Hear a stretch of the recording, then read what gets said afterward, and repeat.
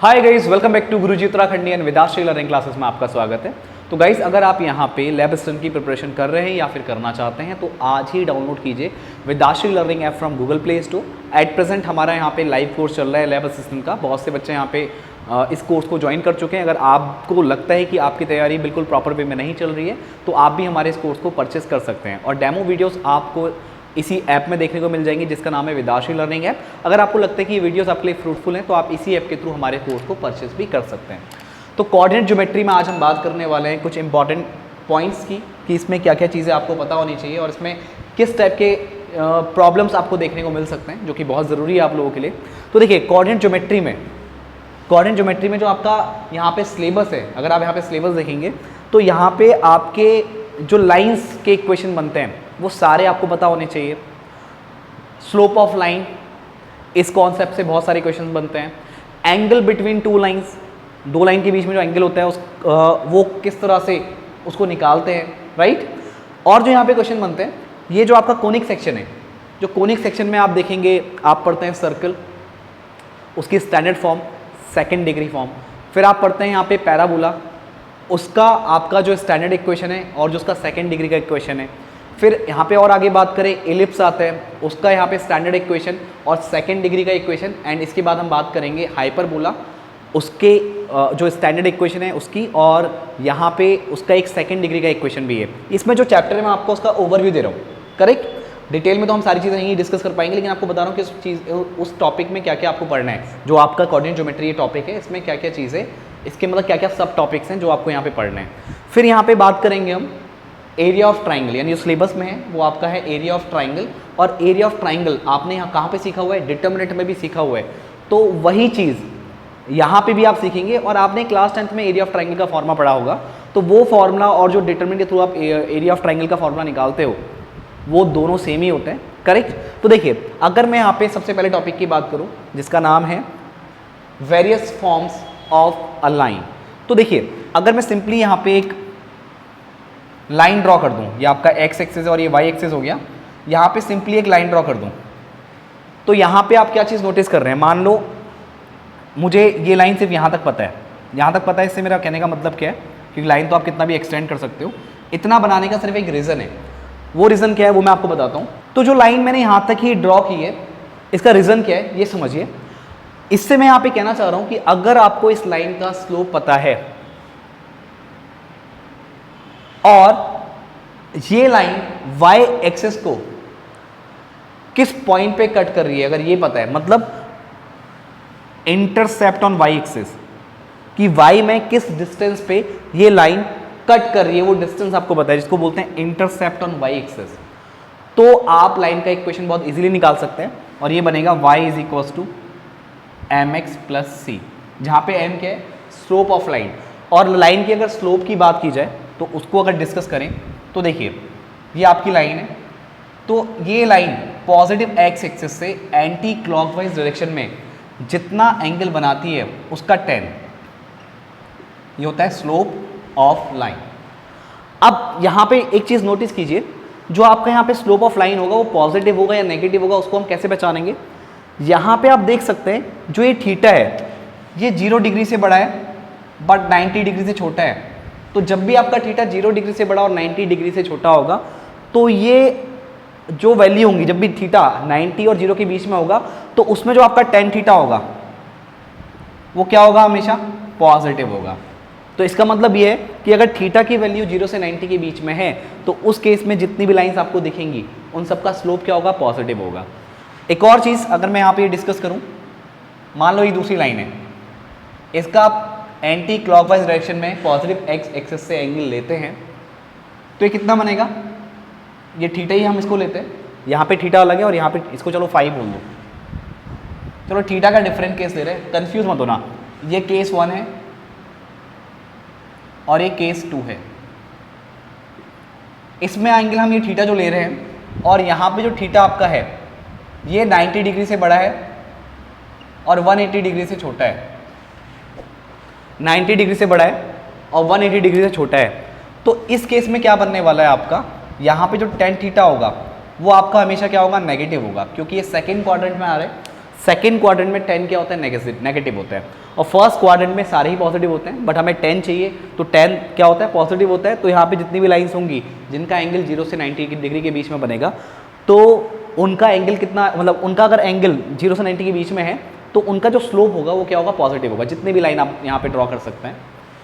दूसरा केस मैंने क्या लिया, जब आपका थीटा 90 डिग्री से बड़ा और 180 डिग्री से छोटा होगा, तो उस केस में आपका क्या होगा, tan थीटा नेगेटिव होगा। तो जितनी भी लाइन इस टाइप की होंगी जिनका थीटा 90 से बड़ा है और 180 से छोटा है, तो उस केस में आपका यहाँ पे जितनी भी लाइन्स होंगी उनका स्लोप क्या होगा, नेगेटिव होगा। अब कुछ लोग सोच रहे होंगे कि थीटा और एक्स्ट्रा बना दे, मान लो आप ये लाइन आप ड्रॉ कर दो, अब आपको थीटा भी ये बना देते हैं, मतलब ये पॉसिबल नहीं है। ये लाइन है तिरछी, ये लाइन सीधी हो जाएगी, जैसे लाइन सीधी हो गई ऐसे, उसके बाद तिरछी करोगे आप ऐसे, तो देखो लाइन का एंगल अब यहाँ से आएगा। अब ये मत सोचना एंगल ऐसे जाएगा, एंगल 180 से बड़ा नहीं लेंगे आप, क्योंकि लाइन अब सीधी हो गई, सीधी होने के बाद जब टेढ़ी होगी तो ये लाइन यहाँ से उठ जाएगी, तो ये थीटा वापस से क्या बनेगा, 90 डिग्री से छोटा और 0 से बड़ा। तो केस दो ही बनेंगे यहाँ पे, एक केस ये और एक केस ये। ऐसा नहीं कि आप इमेजिन करते हुए कि आप इस क्वाड्रेंट में हैं और अब इस क्वाड्रेंट में, तो अब क्या होगा। I hope you are getting this. ये दो केस आपके बनेंगे, एक ये वाला केस और एक ये वाला केस। तो ये तो हमने बात की स्लोप की। अच्छा, स्लोप को आप किस किस तरह से और देखते हैं, जैसे आपके पास कोई कर्व की इक्वेशन है, उसको आप डिफरेंशिएट कर दें और किसी पर्टिकुलर पॉइंट पे x0 y0 पे आप उसका वैल्यू निकालते हैं, तो ये भी क्या होता है, स्लोप होता है। और इसको यहाँ पे हम बोलते हैं स्लोप ऑफ टेंजेंट, क्योंकि लाइन में आप बिल्कुल क्या बोलोगे, स्लोप ही बोलोगे। बट अगर कोई कर्व होता है तो कर्व क्या होता है, एक सीधे स्ट्रेट लाइन नहीं होती, कर्व कुछ इस टाइप का होता है। तो आप हर एक पॉइंट पे टेंजेंट ड्रॉ कर सकते हो लाइक दिस, ये करेक्ट। ये इस पर्टिकुलर पॉइंट की बात कर रहा हूं मैं, x0 y0, करेक्ट। तो यहां पे आपने क्या करा, इसको डिफरेंशिएट किया और x0 y0 वहां पे वैल्यू रख दी उस पॉइंट की, और यहां पे आपको एक वैल्यू मिल जाएगी, राइट। पॉजिटिव नेगेटिव सॉल्व करने के बाद आपको पता लगेगा।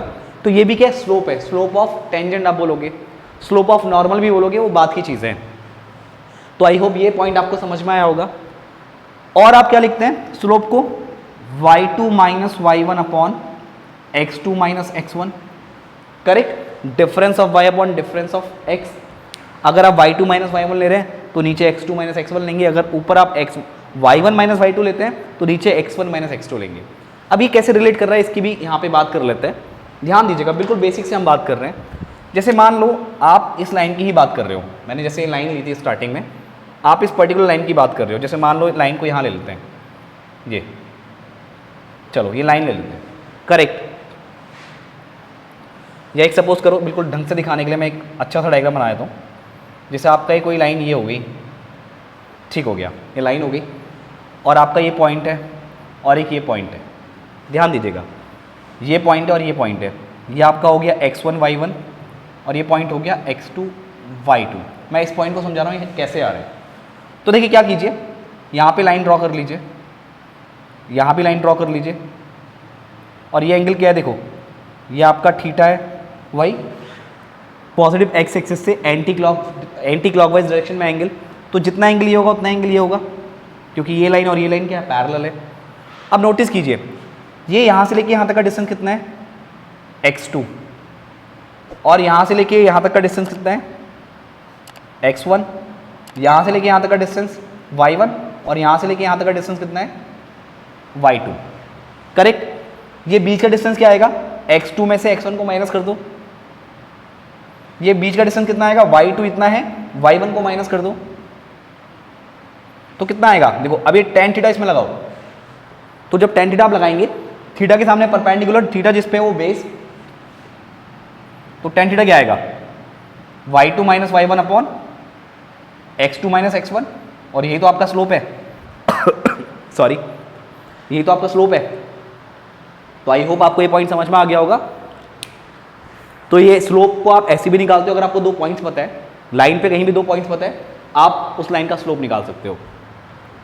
यहाँ पे जो मैंने फॉर्म लिया है, कौन सा फॉर्म है, जब आपको किसी लाइन का स्लोप पता हो और इंटरसेप्ट ऑन वाई एक्सिस पता हो, तो उस लाइन का इक्वेशन ये होता है। तो कुछ बेसिक सी चीज़ है जो मैं आपसे यहाँ पे डिस्कस कर रहा हूँ। तो यहाँ पे लाइन का इक्वेशन क्या हो जाएगा, y is equals to M X plus C. अब मान लो आपको लाइन कुछ इस तरह से दी जाती है, ठीक है, लाइन तो आगे भी बढ़ेगी, एक्सटेंड कितना भी कर सकते हो, आपको इस लाइन का स्लोप पता है और आपको पता है ओरिजिन से ये पॉइंट, राइट, ये पॉइंट मान लो ये डी है, यानी कि आपको क्या पता है, इस लाइन का स्लोप पता है और इंटरसेप्ट ऑन एक्स एक्सिस पता है। तो इस लाइन का इक्वेशन क्या बनेगा, ये बनेगा y is equals to M X minus T. जब y में इंटरसेप्ट पता हो तो ये case y is equals to M X plus T. अगर x एक्सिस में आपको इंटरसेप्ट पता हो तो ये हो जाएगा y is equals to M X minus D. D क्या है यहाँ पे, intercept on y axis, correct. ये दो फॉर्म हमने डिस्कस की। अब मान लो, थोड़ा सा मैं इरेज करता हूं यहां पे, अब ध्यान देना,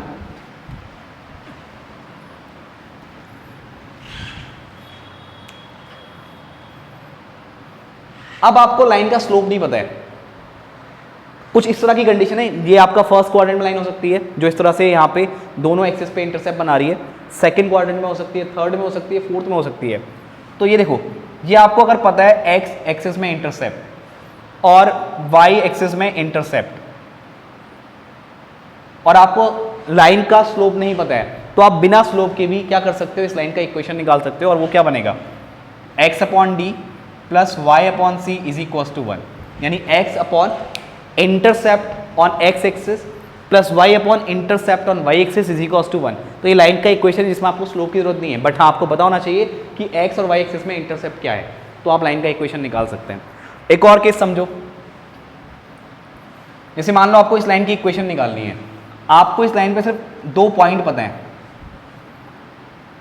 एक है, चलो एक काम करते हैं, अभी दो पॉइंट वाला केस नहीं लेते हैं, इस लाइन का आपको स्लोप पता है और एक पॉइंट पता है P, x1 y1। तो अगर आपको इस लाइन की इक्वेशन निकालनी है तो आप क्या करेंगे, y minus y1 is equal to slope of this line into में x माइनस x1। ये y1 x1 आपको दिए होंगे, तो आप लाइन का इक्वेशन इस फॉर्म से निकाल सकते हैं। अब मान लीजिए आपको स्लोप नहीं पता बट लाइन पे दो पॉइंट पता है, एक P और एक Q, ये x1 कॉमा y1, ये x2 कॉमा y2, करेक्ट। ये दो पॉइंट पता है और आपको इस लाइन का इक्वेशन निकालना है, तो आप क्या करेंगे, इसका इक्वेशन हो जाएगा y minus y1 is equal to m कैसे निकालते हैं, जो फॉर्मूला बताया था अभी, y2 minus y1 upon x2 minus x1, तो यहाँ पे रख देंगे आप y2 minus y1 upon x2 minus x1 into में x minus x1, that's it, correct. अच्छा, कुछ लोग ये सोच रहे होंगे कि यहाँ पे y1 और x1 लिया है, क्या यहाँ पे y2 और x2 ले सकते हैं, बिल्कुल ले सकते हैं, आप इसको ऐसे भी निकाल सकते हैं। तो y minus y2 is equals to m, वही m सेम रहेगा, y2 minus y1 upon x2 minus x1 और इनटू में क्या आ जाएगा, थोड़ा नीचे लिख देते हैं, इसी के इनटू में, नीचे लिख दे रहा हूँ मैं, इसी के इनटू में आएगा x माइनस x2, यानी जहाँ पे आपने x1 y1 लिया है उसकी जगह आप y2 और x2 भी ले सकते हैं। इससे भी क्या मिलेगा आपको, इस लाइन का इक्वेशन मिल जाएगा। तो ऐसी डिफरेंट फॉर्म आपको पता होनी चाहिए और इनके ऊपर आपको क्वेश्चन भी प्रैक्टिस बहुत सारे करने हैं, क्योंकि जितना ज़्यादा आप क्वेश्चन सॉल्व करेंगे उतना ज़्यादा आपके कॉन्सेप्ट क्लियर होंगे, राइट। तो ये एक बेसिक सा लेक्चर था आप लोगों के लिए, तो आई होप आपको ये पूरा समझ में आया होगा। अगर किसी पोर्शन में आपको डाउट है तो कमेंट सेक्शन के थ्रू आप पूछ सकते हैं, और भी किसी टॉपिक पे आप वीडियो चाहते हैं तो आप कमेंट के थ्रू मुझे जरूर बताएं, मैं उस टॉपिक को आपके लिए लेके आऊँगा। और गाइज, अगर आप यहाँ पे सीरियसली तैयारी कर रहे हैं तो आज ही डाउनलोड कीजिए Vedashri learning app from Google Play Store, वहाँ पे आपको हमारे डेमो वीडियोस दिख जाएंगे। और अगर आपको लगता है कि डेमो वीडियोस आपके लिए फ्रूटफुल हैं तो आप हमारे इस कोर्स को भी परचेस कर सकते हैं। तो गाइज, मैं मिलता हूँ आपसे नेक्स्ट वीडियो में। आज के इस वीडियो में इतना ही, थैंक यू।